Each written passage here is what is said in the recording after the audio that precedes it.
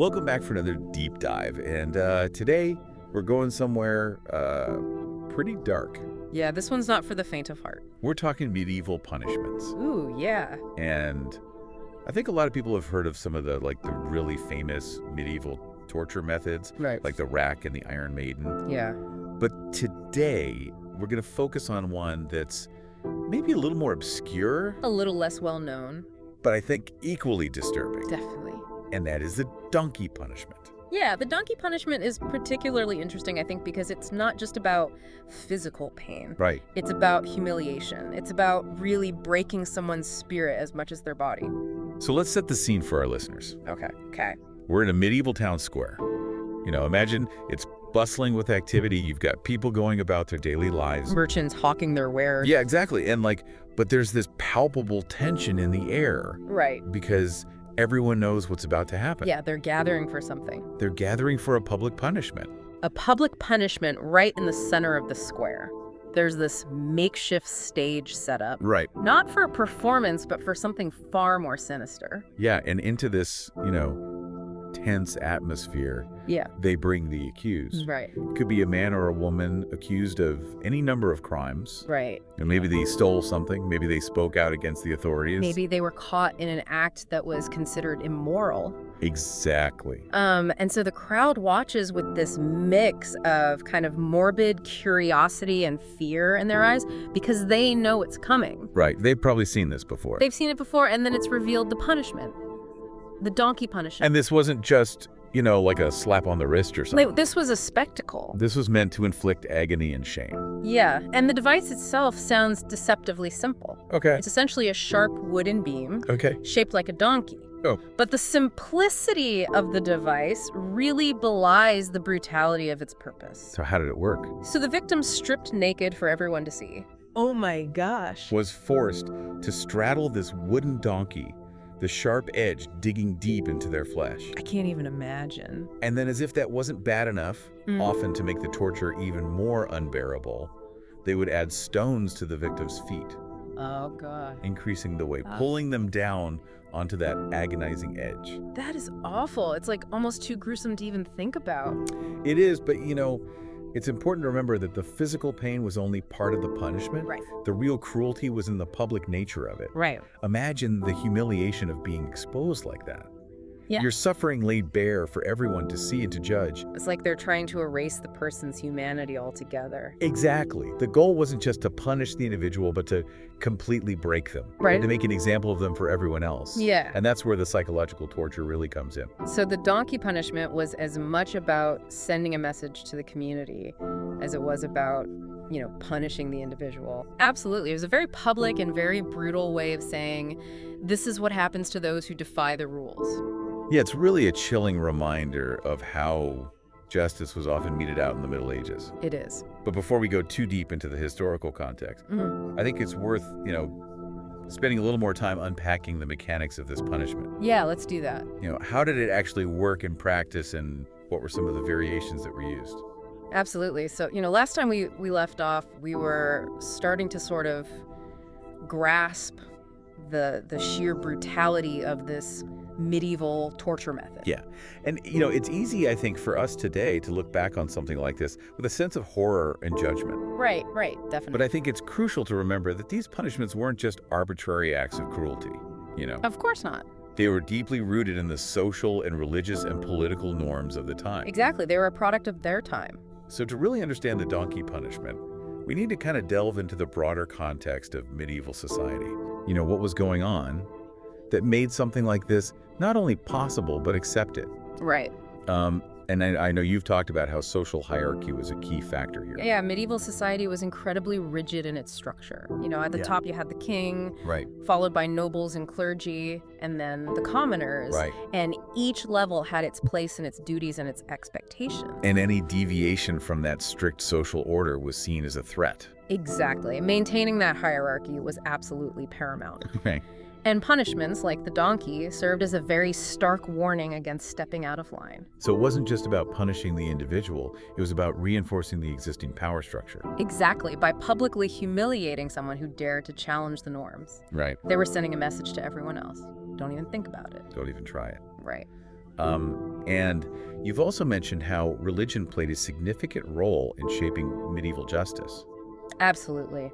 The church was an incredibly powerful force, both spiritually and politically, wielded immense influence over the legal system and people's moral compass. So crimes weren't just seen as offenses against the state, but also Right. as offenses against God. That's right. Sin and crime were often intertwined. Right. And punishments were seen as a way to not only deter wrongdoing, but also to cleanse the sinner's soul. Okay, so that helps explain why punishments were often so severe. Right. Because it wasn't just about, earthly justice. It was about divine retribution. Absolutely. It's really fascinating how all of these factors, social hierarchy, religious beliefs, this constant thread of chaos kind of converged to create an environment where a punishment like the donkey could not only exist, Right. but be considered acceptable. Yeah, I mean, it's a testament to the power of cultural norms Right. and how they shape our understanding of right and wrong.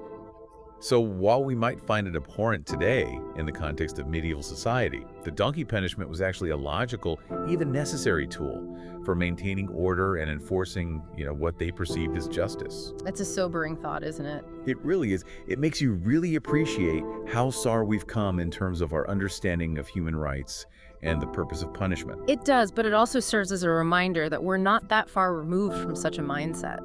You mean in the sense that we still struggle with issues of inequality and abuse of power and the use of punishment as a tool for social control? Exactly. While we might not have the donkey punishment anymore, we still grapple with, questions of how to balance justice with compassion, Right. how to ensure fairness while upholding the dignity of all individuals. Yeah, that's a really powerful insight. So the donkey punishment, as disturbing as it is, can actually serve as a valuable lesson for us today. Absolutely, by studying the past. Right. By understanding how and why such punishments were used, we can gain a deeper understanding of our own values and our own justice systems. Right. And the challenges that we still face in creating a truly just and humane society. Yeah, it's like looking into this distorted mirror, isn't it? Okay. We see echoes of the past in our present, and it challenges us to do better, to be more aware of the potential for cruelty, and to constantly strive for progress. Absolutely. The donkey punishment may be a relic of a bygone era, Right. but its lessons remain relevant, urging us to never take our progress for granted and to always be vigilant in safeguarding the rights and dignity of all. And on that note, we'll take a short break and return to explore what the decline of the donkey punishment tells us about the evolution of justice and what lasting impact it has on our understanding of punishment today.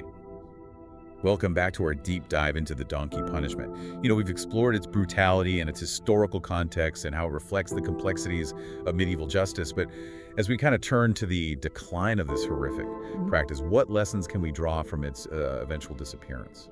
Well, it's important to note that the shift away from punishments like the donkey wasn't, sudden or simple. Right. It was a gradual process driven by evolving social and political and philosophical ideas. So what were some of the key factors that contributed to this evolution of thought? Well, the Enlightenment, for one, played a pivotal role. Thinkers began to emphasize reason and individual rights and the idea that governments should protect, not just control their citizens. Right.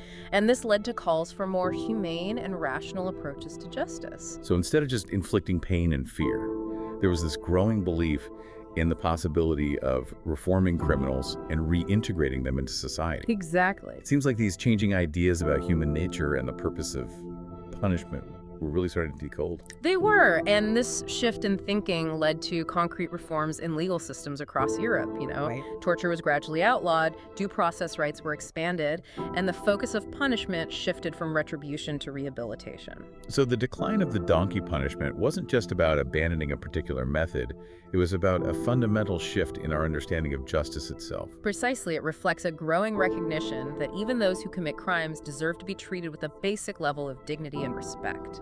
It's a powerful reminder that progress is possible, that even deeply ingrained practices and beliefs can be challenged and ultimately transformed. It is, and it speaks to the enduring power of ideas, the Enlightenment and humanism. Right. They didn't just change laws, they changed hearts and minds, Yeah. shaping a new vision of a more just and compassionate world. And that's a legacy that continues to inspire us today as we grapple with the ongoing challenges of creating a justice system that is truly fair, equitable, and humane. Absolutely. While we've come a long way from the days of the donkey punishment, we still have work to do. Right. You know, issues like mass incarceration and racial disparities in sentencing and the use of solitary confinement Yeah. remind us that the struggle for justice is far from over. So perhaps the most enduring lesson of the donkey punishment isn't just about the horrors of the past, but about the ongoing need for vigilance and reform in the present. Exactly. It's a call to action, a reminder that we must never become complacent in our pursuit of a more just and compassionate society. Well said. And on that note, we'll wrap up our deep dive into the donkey punishment. It's been a journey into a dark chapter of history, but one that ultimately offers, I think, some valuable lessons about human nature, the evolution of justice, and the importance of never stopping in our pursuit of a better world. Well, thank you for joining us on this exploration. It's certainly been a thought-provoking one. Until next time.